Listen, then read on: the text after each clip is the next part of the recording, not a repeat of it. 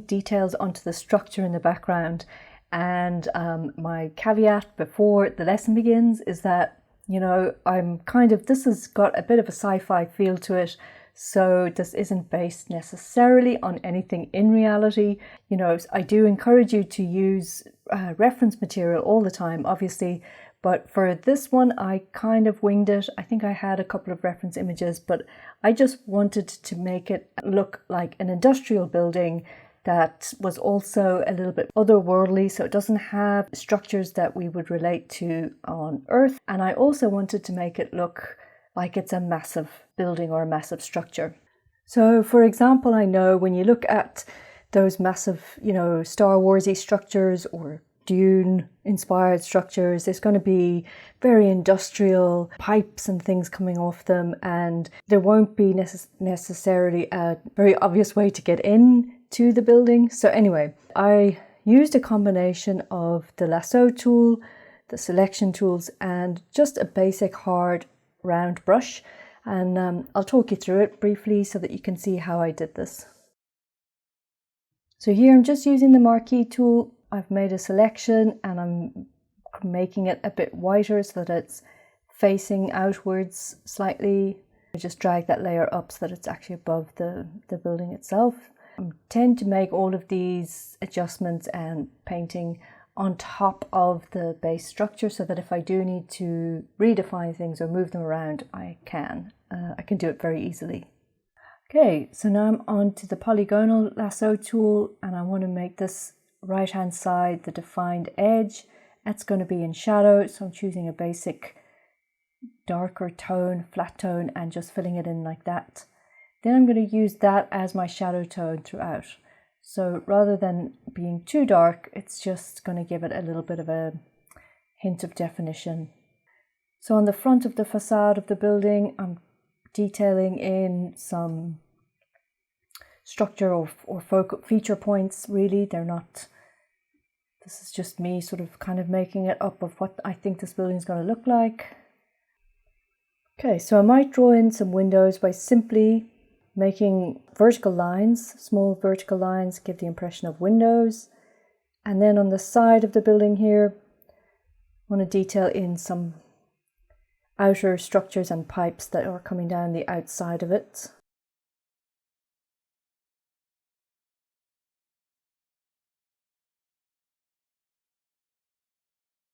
Then I'm going to switch back to the polygonal lasso, I don't know how to pronounce it, and just create some shapes, some blocky square shapes that is going to give some definition and interest to the building. Perhaps along the front there's like a line of columns or even a line of indentations to indicate entryways or doorways into the building. So something like that might work.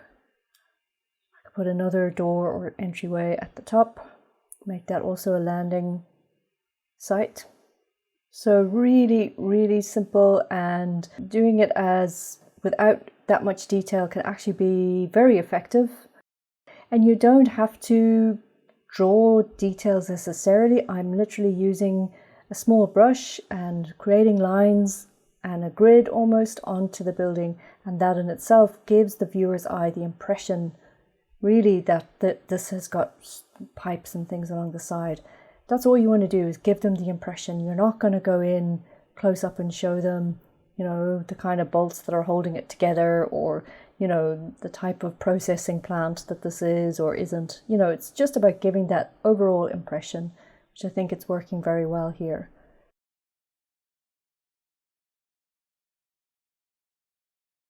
I guess you do have to have a little bit of patience with this process, because it's about seeing what works, especially if you're drawing or creating something without proper reference material, just sort of an idea in your head. Then you do need to take it one step at a time, just see what works and don't rush it, and try to step back every now and again and just look at it from afar and see, is it working? So I'm going to get rid of that mark over there. It's not really working for me. Just paint it out and that looks a lot better.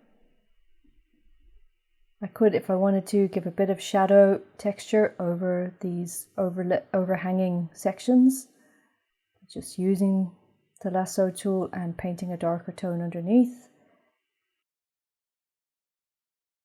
You'll notice that I'm not using heavy texture brushes on this building. That's a very conscious decision to not put texture on this building, because I want it to be in contrast to the very heavily textured organic material that's all around it. So I'm keeping this extremely clean, just flat tones, flat colours throughout the look and feel of this building.